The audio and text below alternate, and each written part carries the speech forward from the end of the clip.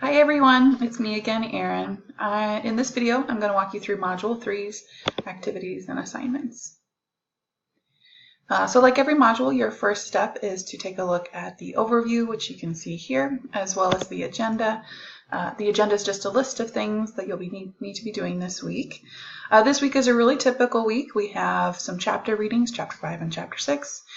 We have a video, we have 2 discussion board questions, and a quiz. So let's go ahead and head over to the lectures and readings folder.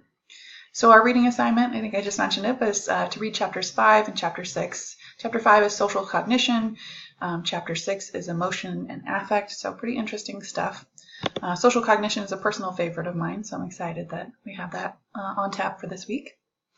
We also have a video that you should watch. It's a TED Talk on confirmation bias. This gives a nice little historical example of confirmation bias, which I think is pretty interesting. So you can take a look at that. Now let's go ahead and head over to the assignments folder. We have a normal number of assignments. We have a quiz and a discussion board. The quiz is 10 questions long. They're all multiple choice. You'll have 30 minutes to complete all 10 questions.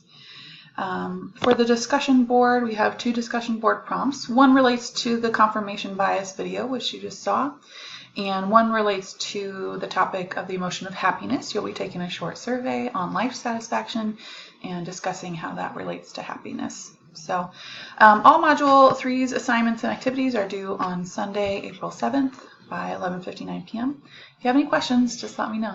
Thanks.